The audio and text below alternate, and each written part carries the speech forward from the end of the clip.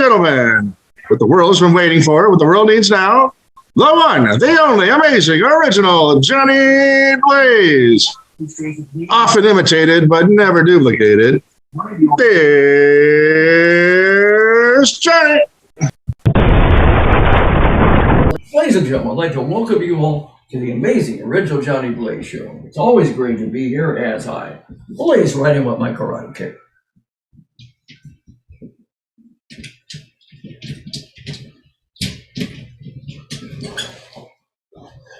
Let's have a blazing hot fun time.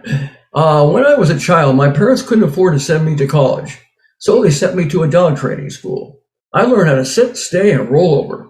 I still haven't quite got the fetching part down. They said I was too rough around the edges. A worker goes to his boss and says, "If you have to give me a raise, there are 3 other companies interested in me." "Is that so?" says the boss. "And which companies are those?" The worker replies, "The electric company, the telephone company, and the gas company." An old man turned 80 years of age, and his friends threw him a surprise birthday party. They hired a stripper to perform at the party. The old man eventually grew tired, and he said good night and walked upstairs to his bedroom. His friends decided to send the stripper up to the old man's room. The old man was nearly asleep when the stripper stepped into his bedroom. "What do you want?" asked the old man. "I'm here to give you super sex." The old man answered, "I'll take the soup." We have a blazing hot fun show with a special guest. He is a singer, a songwriter, and a recording artist. Please give a big warm welcome and say hello to Dylan Garcia. Hello. Hello. How you doing? I'm doing fine. Welcome to the amazing original Johnny Blaze Show, Dylan. Thank you for having me. Let me shut this off. You're certainly welcome, Dylan Garcia. I just got done doing a radio interview, so I was trying to keep the energy going. Oh, I see. Great. Well, you're a busy guy. That's cool. Yeah. I'm glad you made it, Dylan. Okay. Thank you for having me. You My go by pleasure. Johnny Blaze? Are you Johnny Blaze? I'm the original Johnny Blaze. That's right. Johnny Blaze. I like that. Great. I'm glad. I love my stage name. Thanks. And I'm glad you do too. All right, Dylan. Anyway, yeah, let's, I was wondering, let's get the start showing. How did you get started in entertainment, and where are you from? And give me that rundown of the Dylan Garcia story. I'm originally from Oxnard, California. That's where I was born and raised. Did you say Oxnard? Excuse me. Did you say Oxnard, California? Oxnard, yes. Oh, Oxnard. Okay. Yeah. I moved away when I was 19. Well, when I was living in Oxnard, when I was a sophomore in high school, I started the process to apply to West Point and the Naval Academy. Oh. So that was like the whole process, playing baseball and doing the whole process of West Point, Navy Academy, going through that process, and then not scoring high enough on my final SAT to end up going to the academy and having no backup plan. And then so I played baseball at the junior college, found out that I could transfer after I hurt my shoulder, and then ended up moving away to Orange County when I was 19. I see. Are we live right now, or you just want to get a rundown? Oh no, we're live. We're live, Dylan. Okay. We're not dead. We're very much alive here. Okay, good. Okay. Yeah, so I when I was going to school at Irvine, this is kind of like how the music journey started. When I was in high school, my friends were in a band, and I never thought about being a guitar player or a musician or artist. I just loved music. And when I was going to Irvine, I had just got out of the fraternity. I left the fraternity, and then my girlfriend dumped me because I wasn't in a fraternity anymore. Oh. And went back home to Oxnard, all sad. And they had just opened up the Guitar Center. And I went with my buddy who was in a band, and I bought my guitar. I bought my first guitar. And so I took that guitar back with me to school at Irvine, and I spent a majority of that I started as a second year at Irvine that year, teaching myself to play guitar. And it was never about trying to be a rock star. It was never about thinking it was just something I wanted to do. It was just something that I had to do for myself. I wrote poetry starting when I was 12. So I wanted to be able to put poetry and music together with the guitar. And I ended up graduating from Irvine. At the time, I was also really into boogie boarding, like bodyboarding with fins and flippers and a boogie board. Like you go to the beach. I went to the North Shore and tried my wits out there on the North Shore at Pipeline and log cabins and all the other breaks, and realized that, whoa, these guys are really, really pros. Like these guys are really pros, man. I have no business being out in waves that big. I got in some sketchy situations while I was out on the North Shore. But I brought my acoustic guitar with me, and a bunch of the guys from California stuck together. So I was the guy playing acoustic guitar at night, singing songs and having a good time on a surf trip away from California. And bounced around a lot in my 20s. Ended up in Newport Beach in 2009 doing HVAC controls, like commercial building, heating and air conditioning control stuff, computer stuff. And I was still playing guitar, and I recorded a song, like a demo with a buddy of mine, just real quick at his house in San Diego. I put it on MySpace, and a concert promoter found the song on MySpace, and that's kind of how everything started with music. He found the song, said he could get me some shows, get me connected with some people to put on some shows, and I called my buddy that I recorded this, I cut the demo with, and we formed a little band. And next thing I know, I'm playing shows in Orange County. And at that time, that's when I realized, I think this is what I'm supposed to be doing with my life. Wow, that's great. Was You know, that the song, a demo you did? Was that an original song?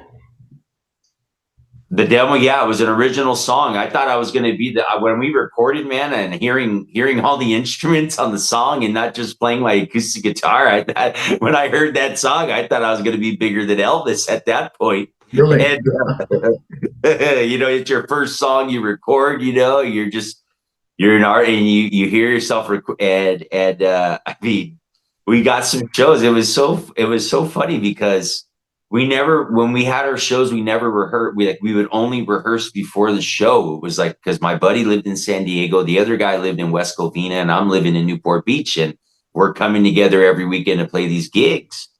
And it was really cool because, we started gaining some popularity. Like, people were coming to shows and people wanted to see us. Like, we weren't like a normal band. Like, the guys in the band would wear wigs, like they had long hair, and we didn't have drums. The guy was on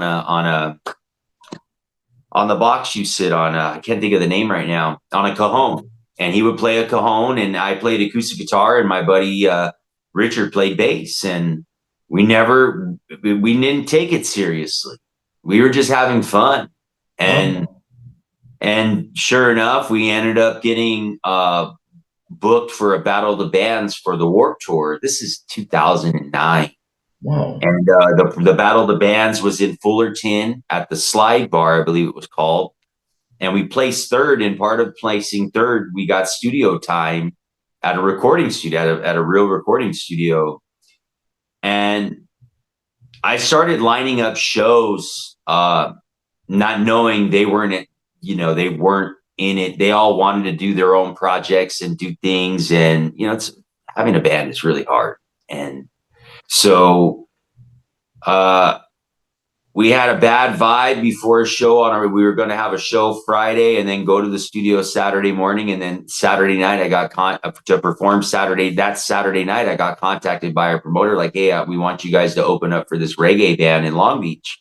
Wow. So I pitched it to the other guy in the band, and I think he was just in a bad mood, and he just said the wrong thing at the wrong time. And one thing led to another, and I just decided that was going to be our last show together, because at that point I realized, like, I'm not going to keep going forward with guys that aren't going to go full steam with me. Like, this is what I'm going to do.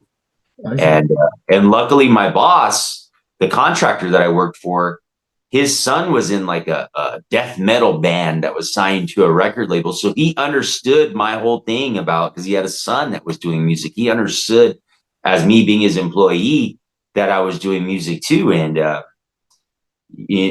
I ended up going to this recording studio by myself. I was nervous, it was in a big commercial area in Lake Forest. I had never done anything like that before.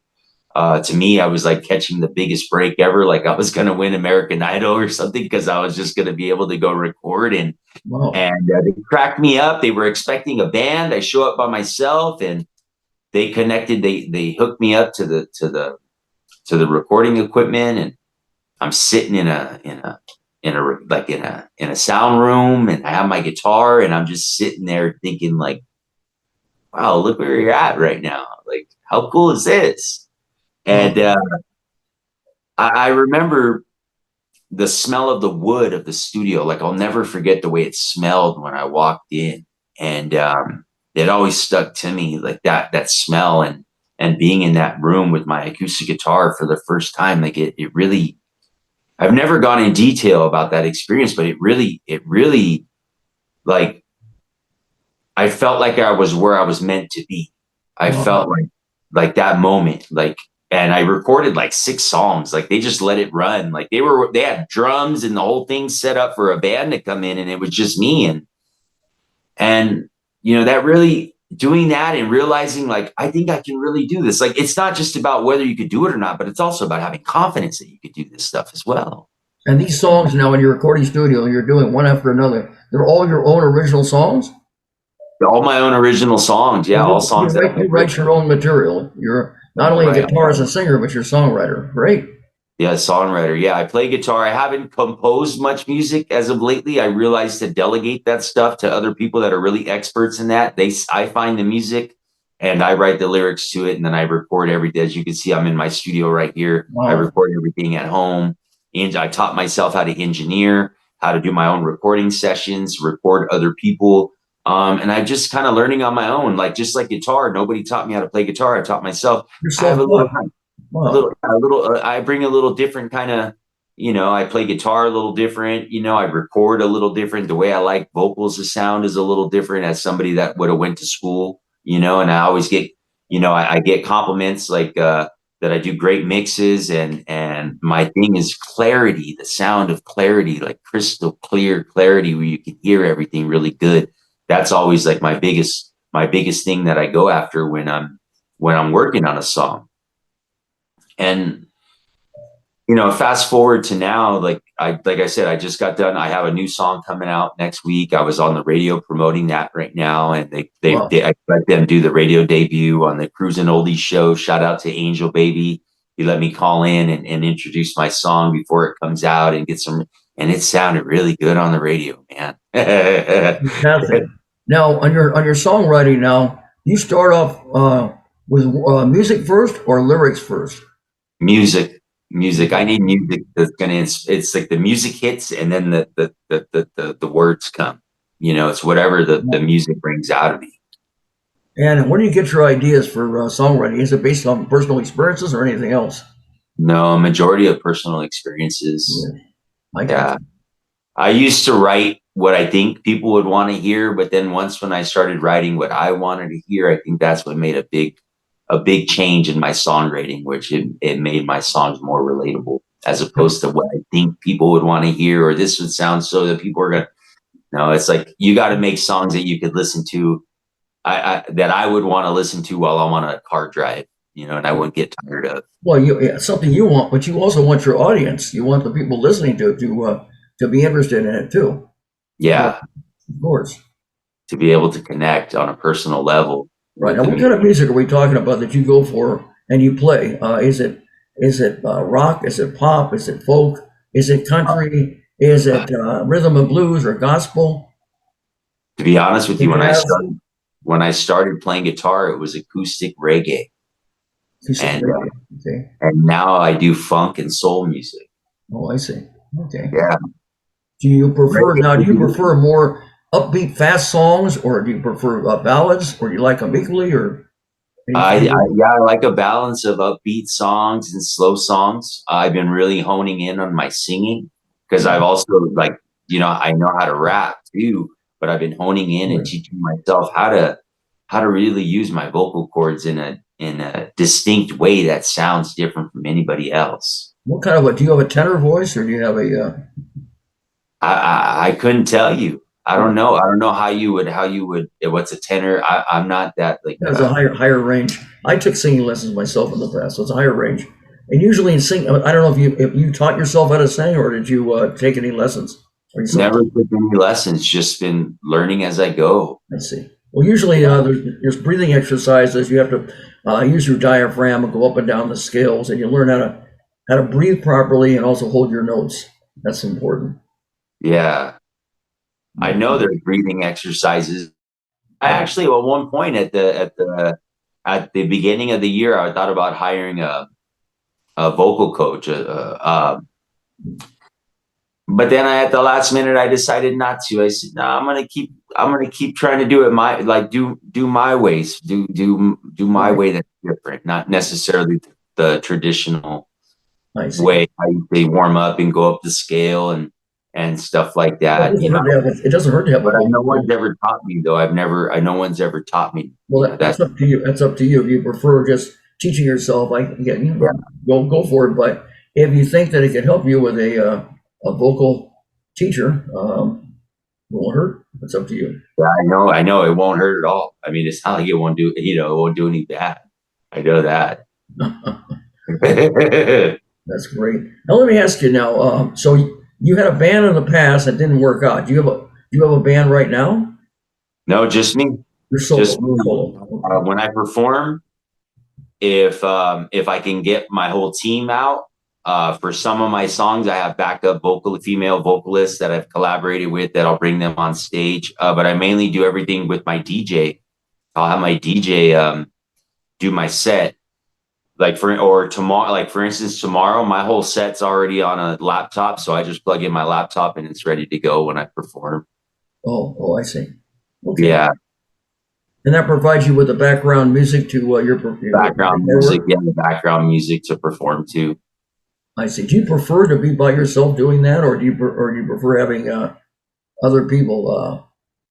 Well, to be honest with you, I would really love in a beautiful, cohesive world. I would love to be able to bring together a backing band, but it's really tough finding the right people because some people they want you to pay them just to rehearse.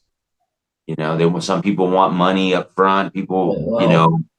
it's not about where, hey, let's get together and do something cohesively where we can all make something good for all of us together. Right. It's more like, oh, well, if you book a gig at the casino, that pays this much, so you'll have a budget for the band. And it's like, y'all are thinking about your budget already, but we haven't even practiced yet to see if we sound good. That's true. You have to People see are if you talking guys have all the time you have to before see we know if you have a rapport, right? You want to see if you guys get a rapport and if you blend together harmoniously and everybody gets along and everybody's on the same wavelengths, right? That's what you want. Exactly. And it's not hard to get everybody on the same wavelength, but everyone's got their own needs and Right.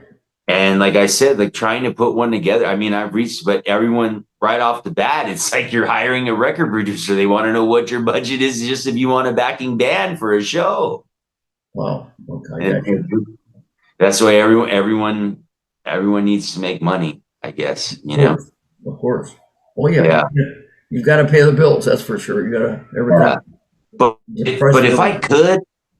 if I could and bring that together. But see, that's the problem with a lot of people, I think, is they don't have that long-term mentality. They want that quick gratification right now. And I've worked with people that have added, like, I'm like, hey, would you rather me give you song credit? So something does happen with this, you get credit for your writing and you'll get royalties. And people, nah, I just want $50. It's like, man, you want $50 to give up your writing credits on a song that this could, you know what I mean? And then I'm going to hear it for the rest of my life from this guy that, it's like, and if people want the short-term thing, and that's what I've realized in music, is everyone's chasing success. That's people serious in the music business. They want it. And then with the society that we live in today with social media, and everyone wants instant success, instant viral. And it's this thing about being viral and instant. And, to be honest with you, like I said, when I bought that guitar, I didn't have this mindset where it was like, okay, I got this guitar, I'm going to be famous and a rock star, Axl, like, just, it wasn't on my mind. That it was kind of a thing that you got to realize if this is even for you, if this is the type of life you want to live, or this is the type of career you want to have, because it's not just posting a couple photos on Instagram. It's like, I come from an era where we still had to, I had to know how to play guitar. I had to play to a click track. Like, there wasn't these auto tunes, and we weren't doing that stuff. We were being real musicians, real, when you couldn't, it was a lot tougher space back then back in 2009. And now it's like, it's so easy and everyone uses, and I guess, yeah, you evolve with technology, and I do evolve with technology, keeping up with social media. But at a certain point, there's still got to be pureness in music. And that's what I try to do with my recordings, is to have that pureness to it. Like, everything needs to sound so perfect. No, like, music, there's, some of the greatest records there's little mistakes that only these musicians and artists know that they did, but it still sounds great. And these little mistakes sometimes make a great song. Right. And, like Dave Grohl from the Foo Fighters, like, you want to start a band, go start banging some drums and pick up a guitar and start fresh. But with social media, there's this expectation that, like, if that's what you do, you're putting on a show for social media and the people that follow you, when the number one priority should be making a great record. Well, you do the best you can do what you want to do. Who was your inspiration now as far as singing and songwriting? Do you have anybody you really look up to? Yeah, I do. There's an artist by the name of, he goes by Mayer Hawthorne. He's from Ann Arbor, Michigan. He was a DJ, and he came from Michigan to Los Angeles to be a rapper. And he ended up cutting a demo of some soul music, and he showed it to a guy by the name of Peanut Butter Wolf, who has an independent record label called, I can't think of it off the top of my head right now, but offered him a record deal off this demo where he's just singing these soul songs, old soul songs from the 60s. And he's done funk and soul music, and he's been signed to a major label. And I followed that guy's career because I love his music, and he makes the kind of music that I want to make. And also, like, I had inspirations. My dad listened to a lot of funk music growing up. So I was around a lot of different records growing up, and hanging out with my dad. We used to, when we were on Friday nights, I'd hang out with him, and he'd be drinking his beers, and we'd be listening to the radio station from UC Santa Barbara, and they played these old school songs. And that was just what I was exposed to growing up. And I've tried to make my own version of those songs that I love listening to growing up, my style, but like modern day. I see. Would you say it's in the family then? Your other people that you're related to, would you say they're involved in the music, or is it you're the only one that's involved in it? I mean, as far as I know, from all the people on my family, I have a cousin, they put, like, as a hobby, they'll do it, as a hobby movie. But, like, seriously, no. I did find out, though, my brother Johnny, a guy by the name of Johnny David, he does a style of music called souldies. I found out a couple of weeks ago that him and I were cousins. So I guess maybe I do because he's from my hometown, from my area, and he's a great artist, and he's doing some great things. And I found out that we're cousins. So maybe I'll find out maybe further on down the road that I got some other cousin rock stars. I see. So you live in La Quinta, right? I live in La Quinta right now, yes. It's near Palm Springs. That's right. It's not far from Palm Springs. About 30 minutes from Palm Springs, yeah. Great. You like it there? Now tell me when you talk to me about your when you do your shows. Would you say that your shows? Okay. You ever had a show? What's your most memorable show to begin with, if you've ever had? It would have to be the first show that when we got booked with that band that I had when we first formed, and it was all brand new, and it was our first time being on stage. I remember all my friends. I had friends come from San Diego, Oxnard, all over. It was like I finally got on stage. All my surf buddies. It wasn't me playing on this. It was like he's really got a show. Like everyone was like so excited. And there was just this one moment when we were kind of improvising. My us as a band, and it was this one song where it was only the whole song was only two chords, just two chords back and forth. That's all the song was. But I just remember we were jamming and we locked in, and I had that same kind of feeling that I did when I was surfing and getting barrels when I was surfing, and it was just like, oh my God, this produces that same feeling. Like this is what it feels like. And then especially having a crowd and people yelling, and I mean, that was just that moment when we were improvising. I was like, man, this is what I've always wanted to do. This was, little did I know as a little kid, this was my dream.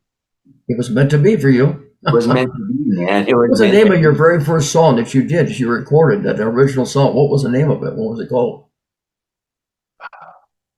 You remember?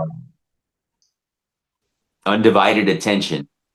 Undivided. I can't believe I went literally down memory hill right now, scanning names to put myself in back at that year and that mind and that time to think that's what it was called, Undivided Attention. It was. Wow. I haven't thought about that in so long. You're one of the first people that's ever brought that up. It's really cool. That.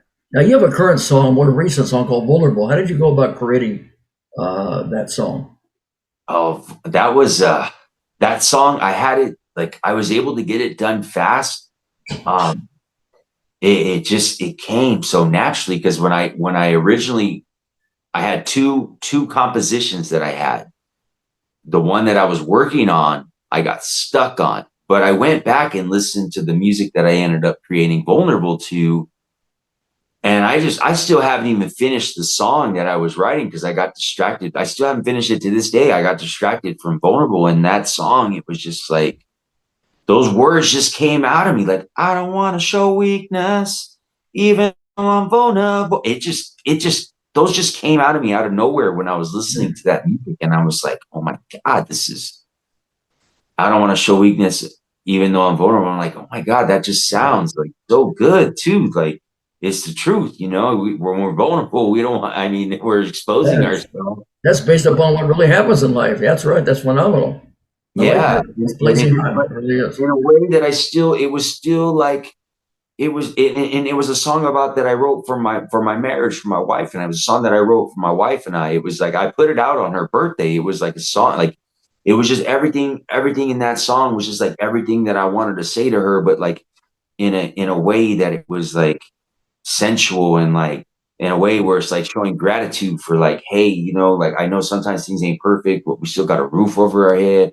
We're still good, we still, let me, like, it was just, everything just came together so easy on that song, the words and how I was going to do my vocals and where I was going to do everything where I was going to, it was just already all in my head. And I literally got that song done in like a night or two. Like I was just done. Like I went back and mixed it obviously, but all the lyrics and the way I was doing the vocal tones and it just came out just. I like that. That's cool. That's based upon your emotions, your feelings, and your experiences. You're able to write the song based upon all that's happening, and you're able to put the music and the words together, so they make sense. And you're telling a story. You're telling a story, which I'm sure you like to do, is tell stories on your songs, right? I do love telling stories in my songs. That's fantastic. I salute you for that. Applaud you, and congratulations. I think that's great. Now on your show now. Have you ever had a show where you tried very hard to make the show work, and for some reason it didn't quite work? I mean, it's like Murphy's Law. If anything go wrong, it can and it will. Have you ever had an experience like that? Yeah, it was it was the last show that I played with my band that night. Marlo, go. It was that last show that I played with It was the last show that I played with my band that night because the drummer, it was going to be our first show where he wasn't going to play on the cajon. He wasn't going to play on the box. He was going to play with his drums. And el pendejo, and we brought all his drums. He forgot how to set up his drums when it was our set time. Wow. He pushed the whole concert back by 2 hours because it took him that long to figure out how to put up his. Wow. Boy. And so how were you able to deal with something like that? That was a disruption. That certainly didn't help. That was a big disruption. That was a very big disruption because it was like, hey, it kept, how many times I said, hey, what's up with your drummer? Hey, what's up with your drummer? Hey, we got to get the show going. Hey, people waiting. Hey, there wasn't like they had a DJ for entertainment either. It was all bands. So I don't know how you're able to pull off the show like that. People could get impatient, angry, and all that. Yeah, and to believe it or not, like I thought the whole show we played off beat. Like I was off a beat from his drums, and everyone always, when you're on stage, you're not hearing what the crowd hears, Right. And to me it sounded like it was off that whole night. Everyone, the people that came to support us said it sounded great, but that was just that thing. It was just like as if like God was stopping me dead in my tracks, before I moved forward because he had a different plan, So it sounded like you made the best of it and somehow you pulled it together. It wasn't easy and it took longer than you probably ever imagined, right? Yeah, I mean, that was the most embarrassing thing that. Would that be the most embarrassing thing that's ever happened to you in your show business career, would you say? No, I'll tell you. And it's in 2018, I went on tour. I performed in San Diego. I performed here in the Coachella Valley where I live now. I had a stop I performed in Hollywood, and then my last show was going to be in my hometown of Oxnard. And, I had people come out to San Diego, the show in San Diego. I had people come out to my show out here in Palm Desert. And I'm actually performing at the same venue for the first time since then, tomorrow. Oh. But Hollywood people came to see me perform. But then when it came to my hometown, when I performed in Oxnard, we were having the sushi restaurant that turned into a dance spot. At night, they had a DJ. They were going to let me finish off my tour there, and not a single person came to my show. Really? Not a single person came? Well, I performed for the restaurant staff. Wow. And boy, how did that work out? Yeah. That was very, I felt that would really take the wind out of your sails, especially when it's in your own, especially when people, oh yeah, I'm going to come and nobody's there. But that's part of the show, man, because there's been times when I was playing acoustic shows where I was just playing for the staff at the coffee shop, Right. And what it taught me, there was a lesson because I could have taken it both ways. I could have quit afterwards, oh, nobody, I could have been all in my emotions. But what I realized is, regardless if one person shows up, 100 people show up, or even if it's just the staff, you give them a hell of a show as if you're performing to a sold out arena. In other words, you love what you're doing, so you give it your all regardless. Would you say that's the least amount of people you've ever had in your performance? What did you have? A few of the staff people there? Not too many. Just the waiters and the bar staff and the sushi chefs. And how many people you think were there? 5, 6 people, 10 maybe? Huh? Just the staff, man. Just the people that were working, but nobody literally came to see me in the audience. That must have been your least amount of crowd that you ever did. Right? That was. What was the largest crowd that you've ever performed in, brother? Probably like 4,500 people at the LA Convention Center. Oh, wow, that's good.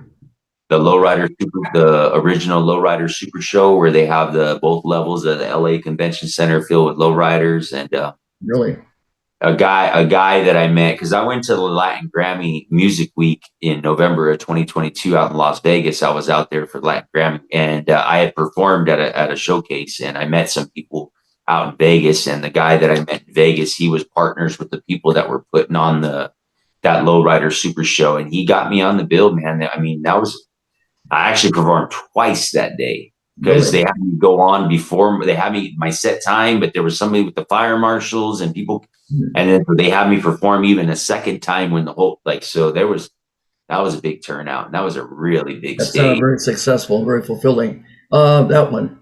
Now, have you ever had any performance anxiety before you get ready to perform at all? All the way up until it's time to start performing. Yeah, so okay. And how do you deal with that? How do you deal with the performance anxiety? Um, with a relentless preparation. That's it. Yeah, like making sure. Yeah, I don't know if you ever heard the phrase. It's better to be prepared and not have an opportunity than have an opportunity and not be prepared. And Really? It's almost like in a product. It's better to have it and not need it, right? Than need it and not have it. yeah, it's by Les Brown, and I've always taken that phrase to heart. That I could get a phone, I can't be lazy. Like I can get a phone call, that, hey, we want you to come to France to come perform, and I got to make sure I'm constantly keeping up and with rehearsing and recording and keeping my physical fitness up, because I'm performing funk music, so I'm up there moving, man. I'm sweating. I'm burning like 700 calories in 30 minutes. I'm really putting on a show. That sounds like it. Yeah. It's a lot of energy. It's a lot of energy. It's a lot of energy. Okay, and throughout, you're doing a great job. It sounds like throughout life now there's rejection and everything, but especially in show business entertainment. Yeah. Tell me about rejection. How have you dealt with any rejection experiences, and how have you handled it? I'm sure everybody has that sometime in their life. I mean, man, I've heard so many times people say you're not ready yet, you're not good enough. Coming from people who aren't even involved in the music business anymore. Music is probably, you're putting yourself out there you're putting your art out there for people to judge, whether it's in a positive way or a negative way. And, putting yourself out there can be very hard. Rejection is God's protection. I like to say rejection is God's protection. And, certain events that I wanted to get on and I didn't, or just being told flat out I wasn't good enough. So when you say protection, what are you protected against? I mean, you're getting hurt, but, mentally, you're getting emotionally, you're being told you're not good enough or whatever. You're not for the right person for the role or whatever. So how are you being protected? Tell me, what is that? Rejection from one, rejected from one opportunity. It's like it's a phrase they say, like, rejection from one opportunity may have protected you from something else. Like God's always in control. Okay. So you're saying that you may be protected, maybe you're better off because protect you, maybe it turned out it would not have been as good as you thought it would have been, right? Some other thing could have happened. Some other thing. Maybe something better will come along, right? Okay. Yeah, and something may better coming along. I see. But just, with that, it's with anything in life, being rejected, being told you're not good enough, whether you're trying out for sports, in school. Right. I mean, we're constantly, we're always trying to, I guess our world is built off of competition. And, I wasn't raised to give up on things. My dad always taught me, you start something, you finish it, Your dad's right. Remember, there's an old saying, quitters never win and winners never quit, right? Exactly. And, I think, my dad being really strict and tough and wanting the best from me and my brother growing up, it really pushed us to really excel as much as we could. I mean, look, like I told you, I couldn't just, from coming from my family, I couldn't just go to college right out of high school. I had to go to West Point. You get what I'm saying? That's a private school, right? Okay. That's the United States Military Academy. That's Oh, what that's just military academy. Okay. that's All where right. they train you to become an officer in the military. Oh, I see. All right. And especially for the Naval Academy, the Air Force Academy. That's I mean, my family had really high expectations for me.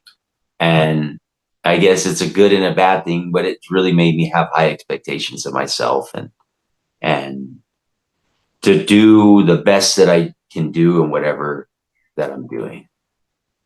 Well, your dad's teaching you the right way, that's for sure. Give it your all. Always, always.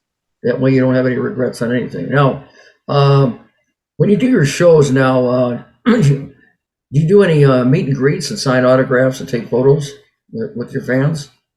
Well, I do. I like hanging out. Like when we did the shows, we did the Whiskey a Go Go in 2023, and we had a lot of people come and like I'll have a merch table. I'll have a merch table with merchandise for purchase that's available for purchase to meet with the fans. If they want to stop by, I'm planning on doing that tomorrow at my show. And yeah, so I do. I think if you don't show love to the fans, man, those are the ones listening to your music, and you got to cherish them because they're the ones that listen to the music. They're the ones that buy the music. They're the ones that buy the merchandise. They're the ones that share the music to their friends, and you got to treat them with the utmost respect. And now with the age that we're in with social media, I mean, it gives you a chance to connect with people on a personal level. Right. It's not so much like there's so much prestige, like say like a band like the Eagles or Tom Petty or, it's a completely different world now with music. But back then there was like this prestige, there was this unknown about the bands, and it was so mysterious and how the record labels did it. But now, I mean, with social media, being able to have conversations like this over Zoom, I mean, you can have constant contact with your fans. And I try to keep up with all of them on social media, at the shows. But there's a constant connection. There's a constant connection with us now that we're always constantly connected, and it comes through social media. And so you have to love if you love your fans, they're gonna hopefully love you right back.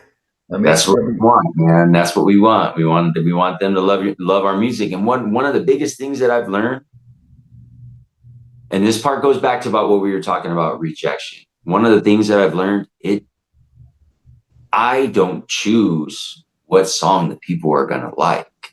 The people decide which song they're gonna fall in love with and want to play it. And I had a song that got rejected. 2 radio stations said they wouldn't play it. These were radio stations that I normally send my music to. They said they weren't going to play it, that the song had no substance. Because all I say is open roads. That's the name of the song, Open Roads. Open roads in front. And the song's about being grateful and having open roads. But, traffic is on a Friday. That song ended up taking my name around the world, where I've been on the radio in Italy, where I've been on the radio in Spain, where I've been on the radio in Argentina, where I've been on DJ shows in Brazil, just from the song that the radio guys here in the United States told me that it wouldn't work and it had no substance. That was rejected here. Wow. But that open, and what I learned also, another thing is you got to market yourself. I don't have a record label that I'm signed to that's doing all my marketing. I'm doing all this stuff myself. So I have to be ahead of the game. Like if you want to be successful, you can't just post to your same followers all the time. Like you got to have some other network where other eyes are seeing your content, not just the people that follow you. So I started investing in targeted marketing classes and learned how to do targeted marketing. So with that video, with the targeted marketing, it was so simple. A video of me dancing in here in my studio with the lights low and some strobe with some disco lights on. And everyone fell in love with it. It wasn't some high budget video. It wasn't me spending thousands of dollars. No, it was just a simple video of me dancing in my studio to the song. That video, the right marketing, that song took my name all all Are you around the talking world. about the open roads now? Is that the one you're talking about? The song is called Open Roads. I put it out in the beginning of 2024, and that was then now, so I could say rejection is God's protection. God rejected me from those record labels. He had something so much better out there, and it was. You created your own. And how did you go about creating open roads now? How did it how did it become such an open, great road for you? I literally, I had the chorus already down.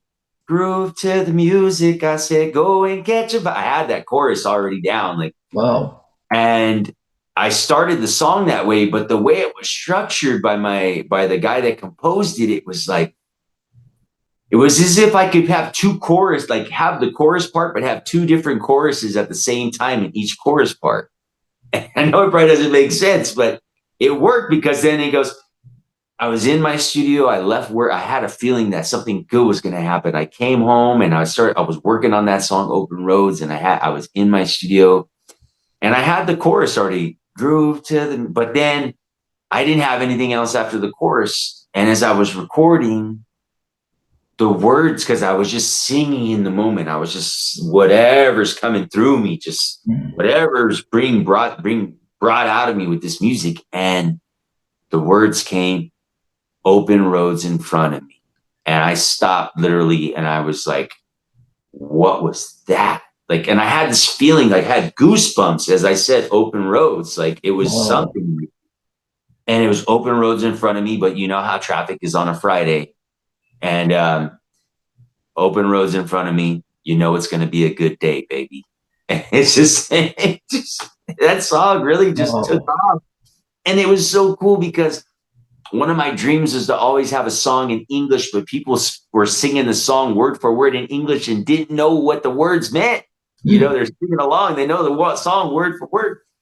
And literally fans would send me videos of them singing the song, but they would, like, the parts they didn't know the words in English, they would just mumble it. And it was so freaking cool. They'd be like, open runs in front of, and they would just mumble it. And I just thought that was the most coolest thing in the world. I was like, wow, this song really, I mean, people from different places like Algeria, France, Brazil, like people making videos with the music. And it was just like, man, this is so. That must make you feel fantastic. That really must. You're able to come up with something unique and creative, and it makes sense, and it's catchy, and it's fun and entertaining, and yet, and other people are loving it also, not just you. Not just me. And I listen every Friday. I put it on because I know it's Friday. Wow. I know it's my last day of the work week. I put it on in the morning and I groove to that song all morning, man, because it's about Friday. It's about, you know how traffic is on a Friday. Wow. And I work as a driver, so that's why I called it Open Roads. That's great. I love that. That's great. Now, have you ever had a performance where you forgot the lyrics of a song, or maybe a guitar string broke, something happened? And if so, how did you go about handling such an experience? Guitar strings are no problem. That's nothing, because you could keep going. Or forget the words of a song? Yeah. Now, I don't want to jinx myself because I got a show tomorrow. Right. Knock on the drywall, knock on wood. But I have had a moment where I lost track of where I was in the song. And this was when I was rapping, because seeing the thing with rapping, there's no improvisation because you're playing, you're performing to a track. You're not playing to a band that can improvise with you. So you have to be spot on. And I remember I went blank on a whole second verse. But the cool part about it is, if you can pick up real quick and catch your mistake and not get lost in it, you can pick right up and the people won't even know that you even. So you're probably trying to act like it didn't happen and just pick right up and keep going. Yeah. It sounds like. And the people don't know, and the people don't know. That's not easy to rap because you're talking in rhyme, right? And you're talking. You got to memorize your material. It could be very long. Yeah. Yeah. And that's one thing I always worry. That's why I rehearse so much, because of that moment, like really, like, and I guess like for the show I have coming up, like it's been I probably rehearsed like maybe like 8 times in the last 2 weeks for the show that I got tomorrow. Oh. But I had already been rehearsing for a show that I got July 5th. So it's like, wow. you gotta get those reps in. It's just like with anything, you're playing football, basketball, you still gotta take those shots. You gotta take those shots. It's the same kind of thing. You gotta approach it the same way. It's an old saying, practice makes perfect. You got to keep on doing it. Yeah. Right. That's right. Very, very good. Oh, yeah. Have you ever had an audition, though? You really gave it your all and really wanted it really bad, and for some reason, it just did not happen. And how did you, of course, I'm sure you didn't feel very good at that, whatever. You had an experience like that? I'm trying to think, like, if I really have, not really, No. not really with, nah, not really with any auditions. I haven't really done too many auditions. The only really auditions that I've done is like if I did audition for a producer, if we were going to work together, but nothing, those always turned out good. Nothing, no kind of audition. I never did like try out for the school play or what is it? The talent show. I never did the talent show when I was a kid. I never did. You never did any talent shows at all in school? Okay. No, I was too nervous. Oh, I see. I was a nervous Nelly as a kid, man. Gotcha. Have you ever gone on tour now? And if you did, what were your favorite venues? Where did you travel? And what were your favorite venues and locations? My favorite venue, it would have to be the Whiskey A Go Go. It would be. What is there about the Whiskey A Go Go that made it a favorite that excited you? Well, when I did the Latin Grammy, the Music Week out in 2022, and when I came back, because I performed at a showcase, and then a famous rapper saw me perform, and he brought me to perform at an after party. When I came back, I was like, well, I just performed Latin Music Week. I did a Latin Grammy after party. What do I do next? And the first thing I wanted to do was reach out to the Whiskey A Go Go because I thought that would kind of keep the momentum going. And the Whiskey A Go Go has always been on my radar. I mean, because like the famous people like the Doors have graced that stage. The Doors, Paul McCartney, like some of the greatest artists have gone through there, and it's been around for so long in the Hollywood area. It was just a thing that I had to do the Whiskey A Go Go. Did you get that gig on your own, or did you have a help on that, on the Whiskey A Go Go? I just reached out to them, and they happened to have the artist by the name of Afro Man. He was on tour, and it was his night. He was going to be performing at the Whiskey A Go Go, and they added me as an opener. Wow. And then the same night, they saw that I was able to bring a good amount of people. So that same night, they had already booked me to do April 20th to open up for another rap group that I really liked, that I listened to in the early 90s. So I opened up for one of my favorite groups that I listened to in the early 90s. And then the third time was when I headlined. And something about being able to go in that private green room, that's not for the openers, but for the headliner, and having your name on the green room. And then also that night too, and it's something special about the Whiskey A Go Go. That night when I headlined, I used that night. I also held a mental health awareness event. So in between each act that night, there were guest speakers that were speaking on from PTSD, alcohol addiction, suicide prevention. I had guest speakers come.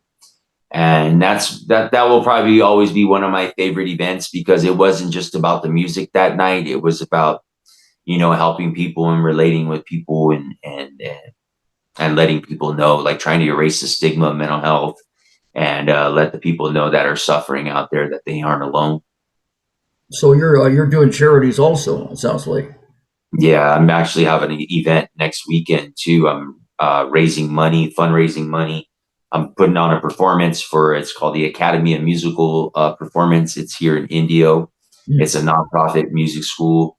And I partnered up with them, and I'm going to be putting on this show next Saturday where we're raising money so more kids can have the opportunity to go to summer music camp. You're doing a great deed. We're helping other people that are underprivileged. I'm trying to, man. I mean, we're here to serve people. We're here to help people. I mean, what good is it if I just stayed in my studio and just, this is all for me, No, like there's so many people hurting in this world, and how music just changed the trajectory of my life. Like and opened doors and brought opportunities that I never thought would ever be possible. Be able to provide that gift, even just to someone like as me as a young kid playing guitar in my dorm room, just that outlet, that creative outlet, and the arts aren't so much focused on the schools anymore. And there's kids' minds, they're stuck on the phones and the tablets and all that. Man, if they could take a break from that and learn a musical instrument. Wow. I think that's great. You're the gift that keeps giving. You love what you're doing, and you're also willing to help others that are not quite as fortunate, that are having their own problems. And I think that's fantastic. Not just to receive, but also give. Yeah. When you give, you get back. You get back. I'm sure when you perform, that must be a rewarding feeling. When you're performing, you get applause, and people love it, and people will tell you how great it is, and they really enjoy it. And you can sign autographs. You can take photos. You can talk to fans. It must be a very fulfilling feeling. That's what I would think. It is. By the end of the, hearing when people yell and they applause, and I mean, and me in my hyper work mode that I'm in when I'm on stage putting on a high energy show, I have to slow myself down and let them do their applause, or let them show their appreciation for the song, because I'm already ready for the next one. Like I don't even take I'm working on that on my performances, taking an extra 5-10 seconds to appreciate, to embrace them appreciating the song, and not be like a machine. Well, yeah, you're a human being. You're not a machine. Now, have you ever met or worked with any celebrities at all, Dylan? Mainly the producers that I've worked with, like Ronnie King, DJ Tony G, and Kenny O'Brien. Those are like the three, probably the biggest names that I've worked with in the business. Ronnie King, he's actually from the Coachella Valley. He's diamond certified, multi-platinum for certain records that he played. He plays keys, played a lot of keys on a lot of songs. He's done records with Tupac and John B, Mariah Carey, Snoop Dogg. He's kind of been a mentor to me. He's one of the first people that I met when I really got started around that time. When I went in the studio by myself, I ended up meeting him later on in that time. And DJ Tony G, he's created some of the biggest records for Chicanos and Latinos in the 90s. And I was fortunate to work with him. That was a really great experience. I think that's where I learned the most knowledge when it comes to recording myself and working in the studio. And then Kenny O'Brien, that guy just blows me away. I had a chance to work with him on a project that we were doing for the Grammys back in, I think it was in 2016. And that's why everyone started calling me Dylan. He's the one that gave me the name Dylan Garcia, was Kenny O'Brien. Wow. And Kenny's won Kenny's won 5 Latin Grammys. He produced the record that won a Grammy with Andrea Bocelli and Christina Aguilera. That was a really big record. He's worked with some of the biggest names in the Latino side of music. And, I've always been more intrigued by the producers more than just the artists, because the producers are the directors. They're creating the landscape for the music. And when I was young and always looking at the inserts on either the CD, on the vinyls, on the records or in CDs, I always wanted to see, who the musicians were on the song, who sang, who wrote the song, who produced the song. And, being around those producers, I think that's how that's how I became the artist that I am today. It's just being around people that have been in rooms where they created songs that have sold millions and millions of records, or like in Tony G's instance, he created songs that influenced the way Chicano culture and music went forward, with Kid Frost, La Raza, and with Mellow Man Ace and Kenny O'Brien. I mean, you hang out with him and you play music with him, you understand why he's got 5 Grammys. He's just they taught you what they know, and they helped you learn about it, what they're doing, producing, and coming up with great songs, and as a result, they molded you and shaped you into the talent that you are today as a singer, songwriter, and an artist. So that's a lot to be proud of. Thank you. That's really good. Hey, tell me about something. You're welcome. Have you ever talk to me about some of your maybe any television shows you've done, radio shows, podcasts? Have you ever done any live theater No, production? I've never done no theater production. Never Nothing. have. You done any I've never. television or radio or podcasts? Okay. I've done radio. Yeah, I've done other radios and podcasts. Radios, podcast, live tapings. I've hosted, where I'm the one giving the interviews. I've done stuff like that. Worked on the red carpet where I'm giving interviews on the red carpet to people. I mean, I've done. Which ones stand out from the experience you have, the radio or podcasts, or even if you haven't done any television? If you have, which ones would you say were the most interesting, more rewarding experiences, and which ones stand out for you? Well, I'm hoping it happens Tuesday, to be honest with you. On Tuesday, I'm sitting down with NBC Palm Springs Really? and talking about my music and the fundraiser that I got going on. And that's going to be, I've been on, I was on, I think it was on Univision, also speaking on mental health. That was back in like 2020. But I think Tuesday will probably be the most important one up to this point because I'm trying to drive it home that, let's raise some money so we can offer these opportunities to other kids. And to me, that's more important than any kind of limelight that I could just take for myself. So that's going to be a television show, right? You're talking about. It's going to be, they're going to broadcast it on NBC Palm Springs. Yes. Fantastic. Not the fundraiser, but they're going to talk to me about the fundraiser and interview me and get down with me at the venue. That should be very interesting. What about radio and podcasts? Or any ones that you've done that stand out in your life and your experience? Radio would have to be a guy by the name of Angel Baby. He's got the Cruisin' Oldies show. It's based out of Redlands, California, 106.5 FM. Angel Baby? You remember Cousin Brucey? Was it related to Cousin Brucey? I'm not sure. Angel Baby Rodriguez goes by. Okay. Cousin Brucey does an oldies but goodies show. That's why I mentioned it. Okay. So he's got an oldies show that goes on Friday nights. He's been one of the radio shows that have really stuck with me since the beginning. Really? When I started reaching beyond my hometown when it came to my music and getting me on the radio. It was the radio show that I was on right before we hopped on. And, it means a lot because a majority of the people that listen to his radio station are Chicano, Hispanic, Mexican, Latino. Right. And it really makes me feel proud to be on the radio and share my music. But doing it as a Chicano and Latino myself, and being on a Chicano radio show like that, it means a lot because it gives a chance for my people to listen to my music and see what I'm doing. How about any podcasts that you've experienced that stand out at all? Any particular podcasts? Man, I've done a lot of podcasts.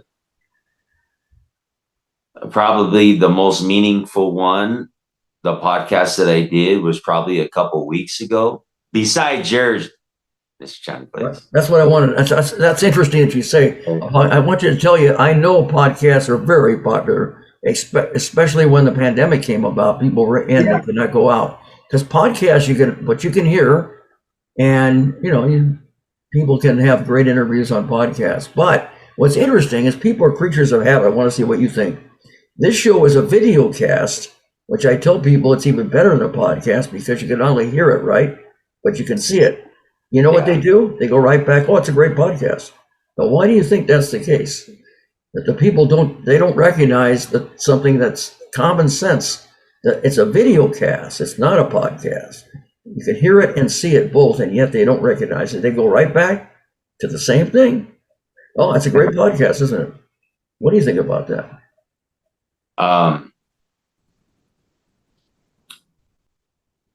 I think that, with the availability of us being able to do podcasts and video casts so easily, And the fact that it's so readily available for people to have great conversations like this, either whether it's on Zoom or just on whether you're listening on Spotify, however you get it, Right. it's really great because it gave a lot of people opportunities to um, create their own platform, and their own podcast, videocast platform. And everyone's a little bit different. And, you know, I think the ones that really hit hard the most was a podcast that I did where I was opening up about uh, losing my brother and I'm sorry. talking about suicide prevention. Mm. Yeah. Oh, I'm sorry about that. I offer my condolences about you losing your brother. Yeah. Yeah. Thank you. I appreciate that. Um, it was really tough because it just happened. And then I'm like right in the middle of 2023, coming back from Latin Grammys, doing Whiskey a Go Go, doing the Lowrider Super Show, all these big shows that I was really, really had a really great year in 2023. But when that happened, like, Mm. it was really hard to like really open up about how it felt to lose him. And my brother was a firefighter, first responder. And Mm. I think when I was asked that question on the podcast, like, we know you lost your brother, and having to speak about it, it was really tough. And I'll never forget it because I think the podcast hosts were expecting me to start to break down because I caught myself. Like as I was ready to start talking about it, like as if that flood of emotions of him not being here anymore hit me. And Mm. I don't know if it was brought up. I don't know. Maybe it's just me in my mind thinking, but I didn't know if it was brought up to get me emotional on the podcast, or to break me like. And the way it came about, but the way I composed myself, like kind of in that moment, um, is what I'm most really proud of because that was something that I was going to be really vulnerable about when I was going to be speaking about it. And I wanted to make sure that I held it together if I was going to be speaking on something like that and not doing it, with tears and, I didn't want it to get like that, Right. Well, it's not easy. You're close. You have a brother that you truly love, and he loved you, and all of a sudden he's gone, and that's not something so easy to not only to go through such a loss like that, but then to even talk about it then in public. That would be very hard. I'm sure that would yeah. be hard. Yeah. And I think like just, that when that all happened, I had to be really tough for my family. Like, I had to really step up and, I had my younger brother and then I have a younger sister, and her and I are 15 years apart, and my parents. And, I'm the oldest, and it was like once we lost him, it was like as if I was being really called to lead, and set the next example for my family. I mean, my brother was a poster child, Mhm. worked, worked as a firefighter. Uh, my sister-in-law works for a dentist, perfect firefighter couple, and then the kids, and he was a leader in our family because he was the first responder. He was the hero, guy running into fires, guy saved somebody's life that was drowning at the beach, Wow. and he was, and then when we lost him, it was like, Mm. I'm the guy, I'm the artist of the family. I'm the guy that, you know, I'm the guy that was going to go to West Point, but now does shows, and, the way my Mm. life changed, with music. And I really felt like it was a time that it was going to be a pivot in our family to start leading our future generations in a different direction. And that's why part of the reason why I don't drink alcohol anymore. That was something that I wanted to cut out of my lifestyle. Um, and to lead by example, because alcoholism and addiction runs in my family. And I didn't want the next generations, like my son or my brother's kids that he left behind, thinking just because they're Garcias, they got to be drunks or partiers, and I'm really laying down that foundation, I think, for the next generations after me. You're doing the right thing. You're doing the right thing because your brother would want you to go on with your life, and you're looking up at him, and he's looking down at you. That's for sure. And he'd be very proud of what you're doing. And it's very, very, very sad and sorry that you lost your brother like that. I'm sure you were very close too. Yeah, we were, man. We were. Yeah. I mean, we were 4.5 years apart, but that was like we could always call each other. Whether if things hit the fan, or we could share our greatest accomplishments with each other, with no judgment, no jealousy, never like who's doing better than each other. It was like we just had genuine love for each other, and we're supporting each other. And to have him gone, that's sometimes I still even man, I was like thinking I'm gonna call my brother, that moment, but maybe when you're in the right space, if you wanted to, it's up to you, of course. You might be able to create some type of memorial song for your brother. I actually did the 2 days after he passed. I actually did a song for him, and I performed it at his funeral. Wow. Yeah. And the one thing, this is the crazy part about it. When I was performing the song, there's a part of the song where I'm performing at the funeral and the music cut out. And it cut out for like maybe 5 seconds. So I was totally in the moment, acapella. Like I said, you got to improvise. I was in the moment, acapelling, singing the song acapella. And then when the music kicked back in, it was like I didn't skip a beat. I landed right perfectly on the song when the music turned back on. And in that moment, I had a thought go through my mind where it was my brother saying, I just wanted to make sure they knew you could sing. Wow. That's really something. Yeah. Well, it's a sad thing, but you're going with your life, and you're giving tribute to your brother, and you're never going to forget him. That's for sure. I'm sure your brother is, and will always be unforgettable and never forgotten by you. That's for sure. He couldn't have asked for a better brother than you, Dylan. Thanks, Johnny. I appreciate that. Even though I don't know him personally, and I've just met you now, that's how I feel. Okay. Life it's an honor to be on this. You're lucky to have your life. Every day you're above the earth is a blessing, because you could be here today and gone tomorrow. So you never take life for granted. That's for sure. And you want to do all the good things in your life. Go for your dreams. Take your vacations. Do everything you can to have as fulfilling a life as you can. So then when it's over, you can say you did it your way, and you have no regrets when it's over. You had a real full, complete life. So that's what you need to do. That's important.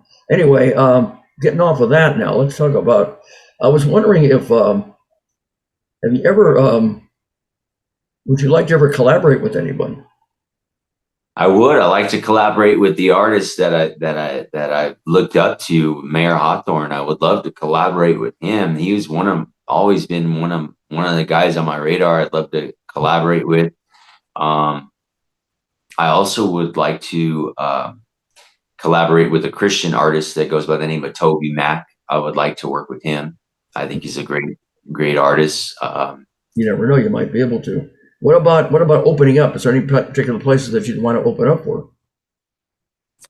There's one artist that I know I want to open up for, and he goes by the name of Baby Bash. He's out in Texas. He tours. He's had big hits back, 20 years ago. He's been touring on the weekend ever since these big hits. And for him to give me a call and say, hey, Dylan, why don't you come open up for me tonight? That'd be nice. And I know him personally. So Bash, if you're listening, hit me up. What's a typical day now as a singer and songwriter? Any particular,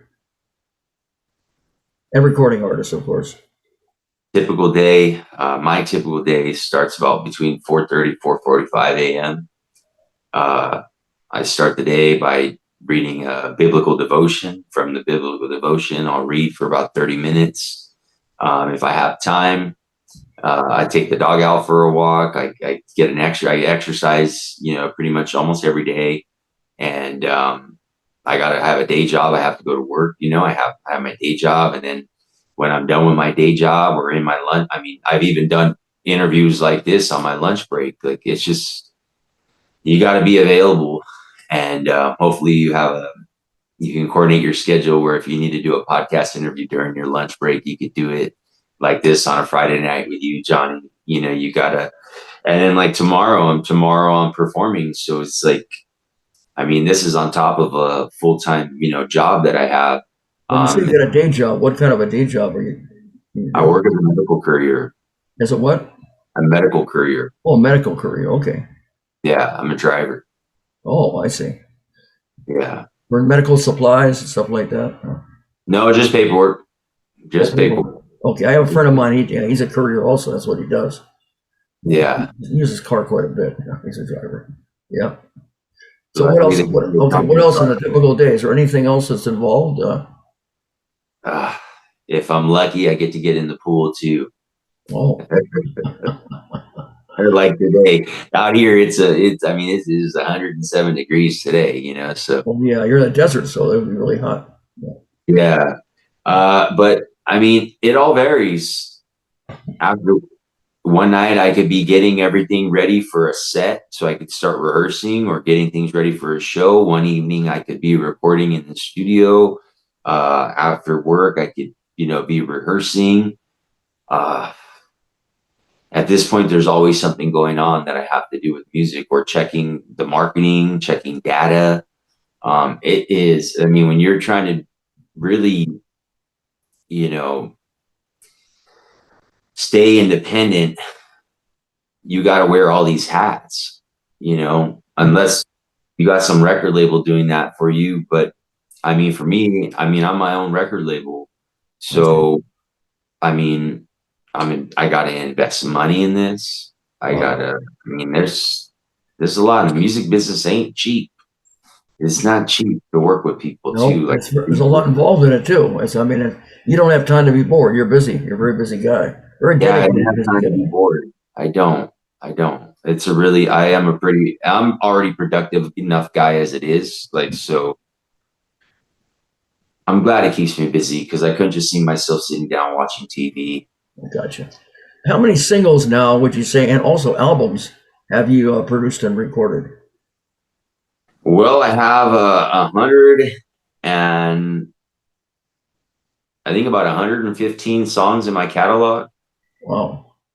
I put out a couple albums, but I took them down in like 2018, and because of record disputes with the label, I took the album down. But I put out an EP when I was doing acoustic reggae stuff, and then after the band, I ended up putting out an EP. Then from there, I was just releasing singles. Then from there, I put out a rap album. Then from the rap album, I went back to guitar, but the album that I got coming out is like my first real true album. What's it called? What's the album that you're coming out with? You gotta feel it in your spirit. What's it called? You gotta feel it in your spirit. Well, you gotta feel it in your spirit. Oh, I like that. I like that title. That's a very upbeat, spirited title.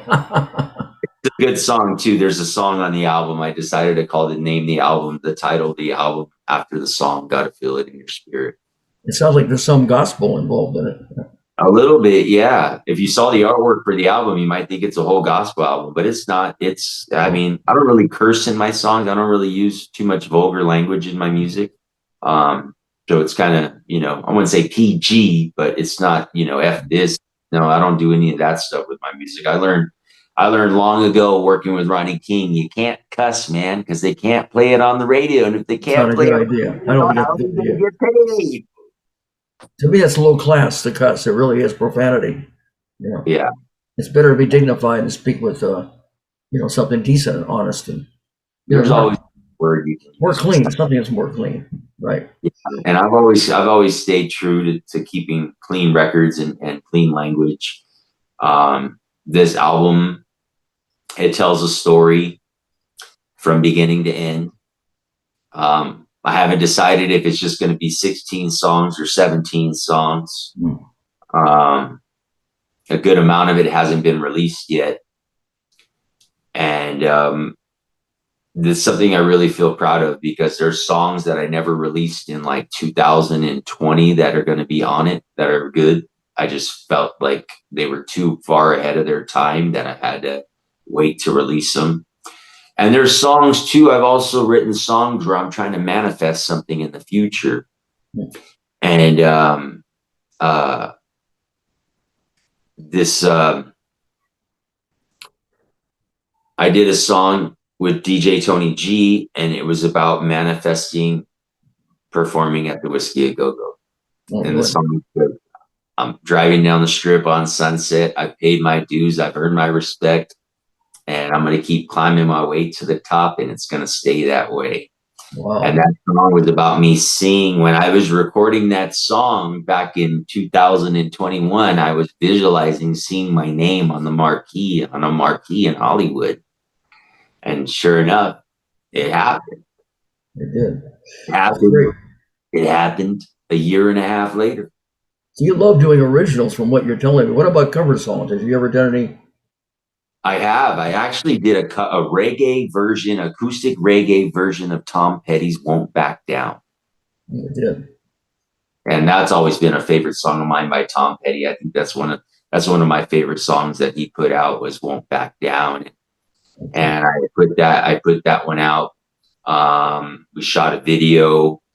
We featured in the video. We featured a lot of prominent Latinos in Hollywood and in the community that have done things for la gente. Like we featured Dolores Huerta in the video. We featured Sotomayor.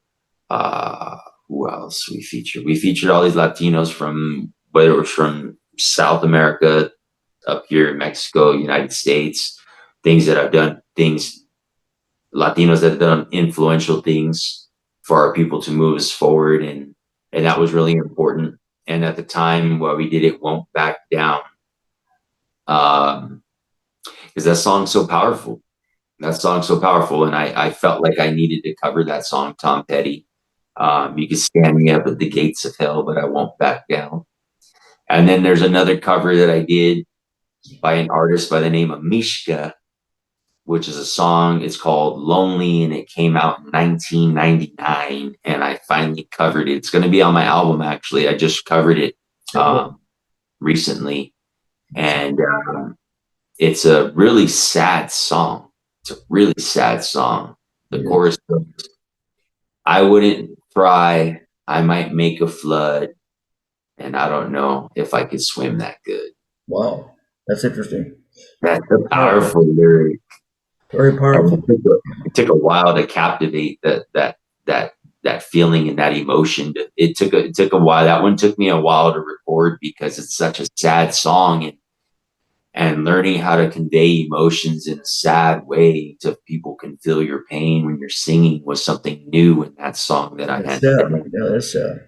What's your favorite part of the entertainment business? Is it recording music, writing songs, or personal appearances, in-person appearances?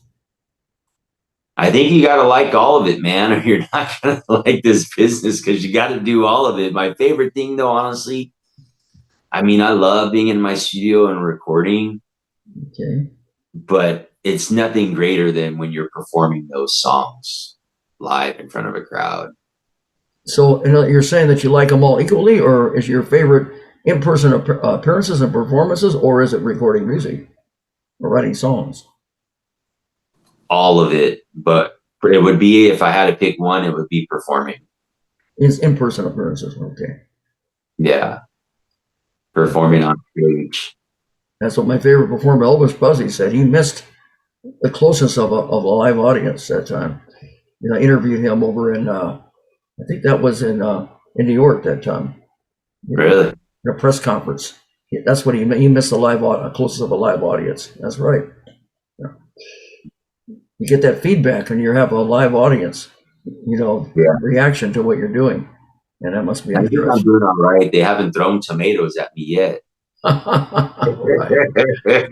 You don't need any of that. What's your opinion now? What's your opinion of talent shows? They have shows on TV like America's Got Talent. They have American Idol, or they have The Voice.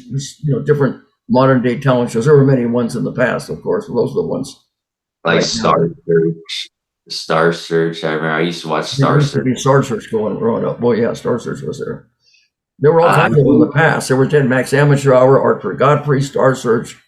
There were many of them. Oh yeah. my opinion on them, because I had somebody earlier in my career was trying to get me to try out for America's Got Talent, but I don't like. If you don't win, you don't win. Right. And there's some people that have had success afterwards. There's some people that had some great success after American Idol. I've seen some of the artists that got booed off that had great success, like an artist by the name of Tori Kelly. I don't think those talent shows can determine how successful it's going to be with how successful someone's going to be with their career. I guess it's good to get discovered, but those can make or break you. Those talent You ever heard shows. of a talent by the name of Daughtry? He didn't succeed at that, but he still was successful. And same with Jennifer Hudson. She came runner up, but then she ended up auditioning for Dreamgirls, and she won awards for that. And Yeah, Daughtry. Yeah, Daughtry. There's an artist. She's a great artist. Actually, I'd love to collaborate with her. Her name is Tori Kelly, and she didn't even make it past the audition. Simon Cowell said he hated her voice, and she's been signed to Capitol Records ever since then. right. And, Just because you've been auditioned for one of these shows, just because you didn't make it doesn't mean you don't have talent. It just means what you have is not what they're looking for. yeah, exactly. And she's put out a gospel album. I love that gospel record she put out. No, And, that's great. and she plays guitar too. She writes music. That's the thing. See, a lot of people don't realize, and this is what I had to learn early on, like it's really hard to do both, to write your own music and to be an artist, because a lot of the times these labels are pushing songwriters on you, or there's so many songwriters in the room when they're all trying to write a song. you know That's not so. Apparently, he can work for some people. It depends. Some people Yeah. it either makes you or breaks you. It's probably can be successful, or it's either it does or it doesn't. There's all It kinds was of always balance. kind of like you had to make this decision. It's a lot different now, but back it was like you had to make a decision if you were going to be a songwriter or you're going to be the artist, but you couldn't be both. So I guess you're saying that if people can think it would be helpful, they probably should do it. Go for it, right? But if not, they probably shouldn't, right? Yeah, exactly. That's it. Okay. Now let me ask you something. I'm sure are you able to handle deadlines very well? How have you handled deadlines? Yeah, I mean that's fine. I had like a song because I also submit music for TV and film, and there was a song where the song had to be done within 24 hours. And I've been able to do that, just get it done, just work until it's done. But I've been able to get songs done really quick when it comes to like if there's a deadline, like, hey, we need this song, this style. Can you get it done? Well, anyway, you love what you're doing. If you don't love what you're doing, you're in the wrong business. You obviously love it. You put your mind, body, heart, and soul into it. That's phenomenal. If you ever I want to ask you, if you had to do anything over again, Dylan, in your life or in your career, would you do anything differently? Yeah, when I was in junior high school, and I wanted to be in band, and I had my mom get me a saxophone. I wish I would have signed up to be in guitar class and got a guitar. I see. Yeah. That might have made it much easier for your future career, right? Yeah, and probably would have looked a lot cooler carrying around a guitar case than a saxophone case around junior high school. I gotcha. Dylan, do you have any present projects that you're working on right now? No, just I think the last song that I recorded that's coming out next week, Slow Motion. I think that was a good way to finish off my album, and now it's going to be time to get booked and perform all these songs, and Oh, and okay.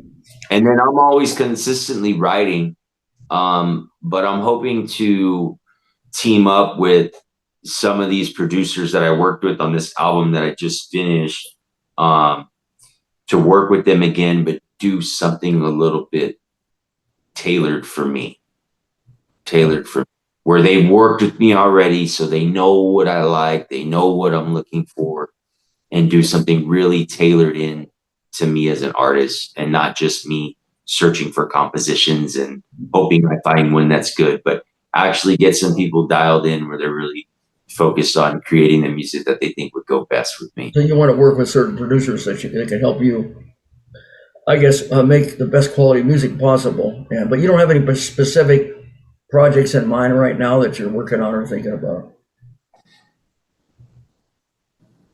A book. A book? Yes. You want to write a book? Okay.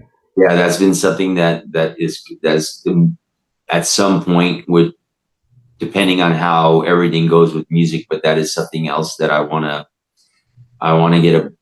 have somebody help me write it. Okay. But talking about overcoming the battles that I've had with bipolar, just kind of like not so much like a memoir, but more like a storytelling of my life, but in a personal development fashion. Oh, so how you've overcome your own problems and, Yeah. and you've been able to be successful in what you're doing. You want to do that and see if you can help other people in the same time, right? Not make it so scientific and so wordy that people can't understand, but Okay. you know, like kind of like a narration of some of the things that I went through in life and how I was able to pull through or how I was able to overcome them. And A regular book or an audio book, or I guess it doesn't matter, huh? Either one, what probably. did you say? You can do a regular book or maybe an audio book, perhaps, where you narrate Probably your voice. both. I would probably do both. I got you. Okay. You never know. That's possible. Never know. That's very possible. And now, do you have any future dream projects that you've always wanted to do that you really see yourself doing and haven't done now, but want to do in the future? Yeah, I'd like to get into some acting, You would. Okay. some roles. Yeah, I have a guy that kind of plugged in on the production side of the film industry, and this whole process. I have I'm not drinking and losing, getting my shape and my health in its best condition as it can be, so I can look the part and be ready if I ever get that phone call. Have you ever taken any acting lessons or done anything in that area? I have done some acting. I just haven't taken lessons.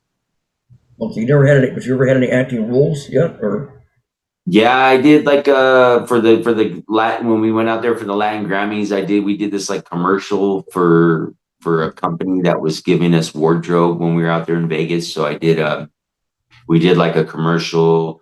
But I do a lot of acting in my music videos. oh, you do? It's not just me. Like the videos, some of the videos that we put out actually have a storyline, and there's a peak moment of the video, and those are a lot of fun. Those are always fun. You enjoy creating and do your own music videos, right? Yeah, and that's how the guy that's the movie producer, that's how he found me. Was he had asked me, have you ever, like, did you take, like, where'd you learn this? Like, and he's like, how'd you do it? Did you take acting classes? Did you go to school for this? How'd you do it? And we just had this place, we were filming, and I'm just doing what I think was right. So you have a natural talent for it, is what you're Well, telling me. it was really natural. It doesn't take much effort to look real on camera, I don't think. That's phenomenal. You're a Dylan of many trades, that's for sure, many hats. Hopefully I could just focus on knocking them out one at a time, Johnny. I got you. Now, if people want to find out about you, tell me about all the links where they can reach you. Might want to find out more about you, like Entertainment website, Facebook page, YouTube channel, Spotify, Instagram, imdb.com page, or LinkedIn. Tell me the different links so people can find you. The easiest thing to go is DylanGarciaMusic.com. Okay. That has my link tree with, takes you to my music. It takes you to the music videos. It takes you to the documentary. It takes you to the clothing, to the merch store. That's all right there on the link tree. And pretty much everything is Dylan Garcia Music at Facebook.com, Dylan Garcia Music, Instagram, Dylan Garcia Music. On YouTube, same thing, Dylan Garcia Music. That's my YouTube channel. So mainly Dylan Garcia Music, they can find you on. Yeah, just Dylan Garcia Music. And our YouTube channel and all these other areas. Same handle. Spotify and Instagram, and maybe I don't know if you have an IMDb.com page or even LinkedIn. I'm not sure if you have any of that. I have a LinkedIn, but I don't really focus too much on it. I got you. You have a Facebook page, of course, and you have an entertainment page. You have a little everything. They shouldn't have any problem finding you then. No, they go to DylanGarciaMusic.com. They'll find everything. I got you. Well, you know what? We have something that I think that everybody's been looking forward to and highly anticipating, and now it's showtime for ladies and gentlemen on the Amazing Richard Johnny Blaze Show, which we present these vocal stylings of this amazing artist. And the first song, just be vulnerable, and that's what it's called. Have a blazing hot fun time with Vulnerable.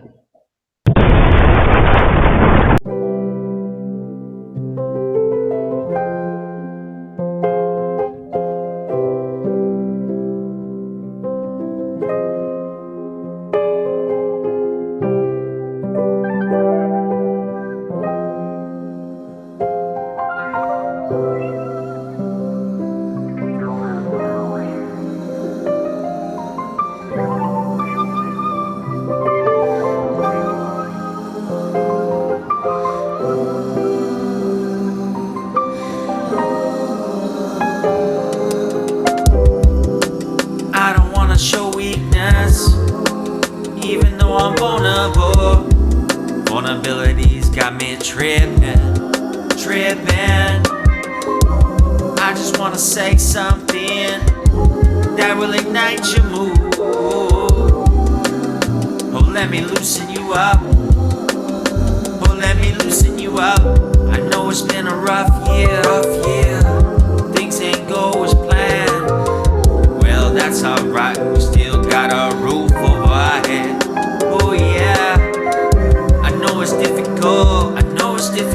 Trying to have a little faith. When things fall apart, maybe they falling into place. On a balcony, watching the waves crash along the shoreline. With you by my side, yeah, with you by my side. It's our anniversary. Come here, baby, won't you give me a kiss? Let's flash back and reminisce. To how this all started. Yeah, we had a lot of faith. Waking up each morning to God's grace. Yeah, you know I'm here forever. Side by side, we'll accomplish anything. And you know that's the truth, baby. I don't wanna show weakness, even though I'm vulnerable. Vulnerabilities got me tripping. I just wanna say something that will ignite your mood. Oh, let me loosen you up. I know it's been a rough year. Things ain't go as planned. Well, that's alright. We still got a roof over our head. Oh yeah, I know it's difficult. Trying to have a little faith. When things fall apart, maybe they falling into place.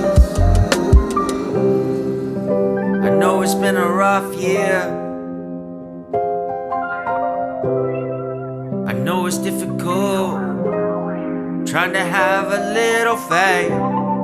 Yeah, but side by side we can accomplish anything. Yeah, That's why we're both wearing these wedding rings.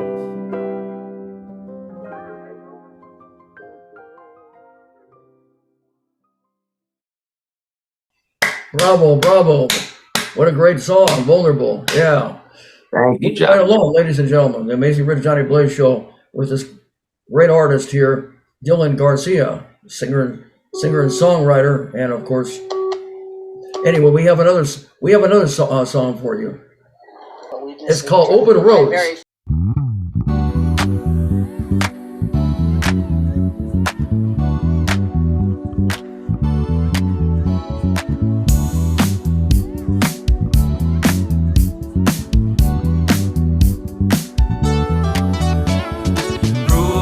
Music, I say go and catch a vibe.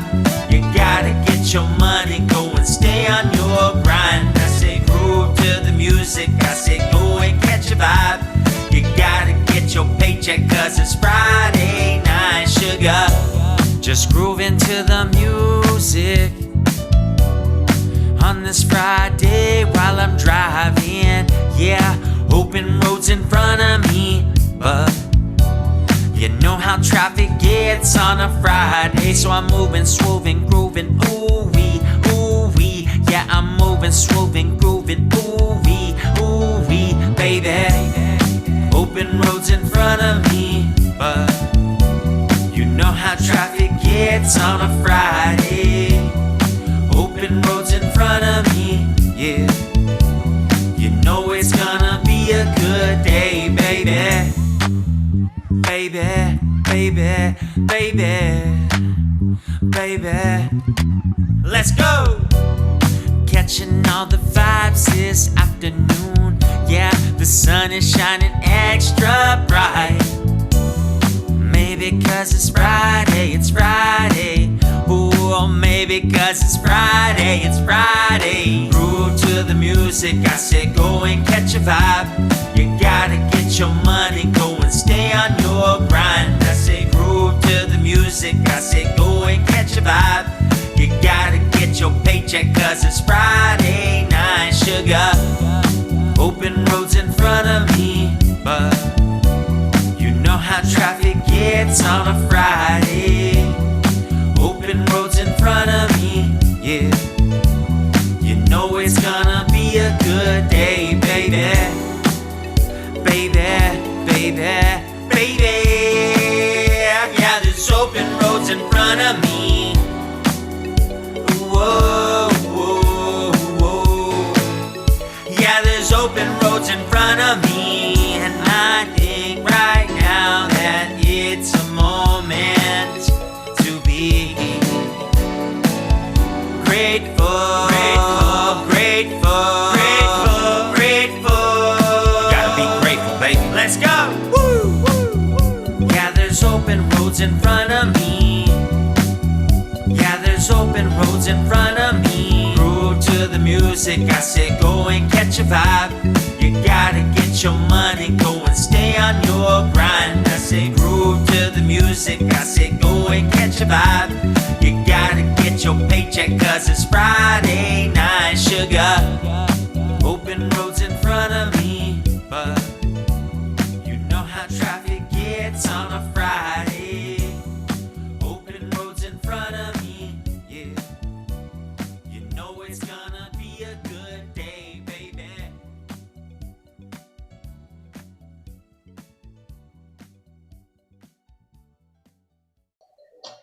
All right, ladies and gentlemen. Yes.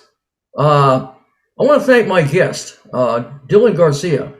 Yes, time has gone by fast. You're very entertaining and fun inspiration. Yeah, I want to thank you. I want to thank you for being a guest on the Amazing Original Johnny Blaze Show.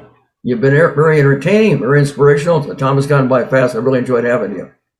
Thank you, Johnny. You had a blazing hot, awesome life, and it continues. Keep on blazing those trails. Will do, sir. Thank you, Johnny, for having me, man. Great conversation with you as well. Thank you for the great questions. I appreciate your time. Dylan, and thank you for having me on your platform as well. Thank you for having me on your platform. Dylan Garcia, it's a pleasure. It's really a pleasure. And okay. Anyway, I want to thank all my friends as I get ready to wrap up and close the show, ladies and gentlemen. For all my fans and friends, always keep a smile on your face and a song in your heart. And until next time, happy trails and blaze out.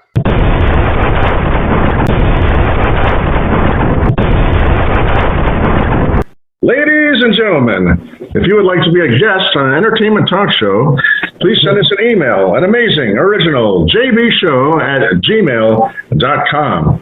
All of our episodes will appear on YouTube and Facebook and receive over 3,000 views. Don't forget to sign up for our YouTube channel, and every guest will receive a complimentary DVD of their appearance on the show. Remember, we are much better than a podcast.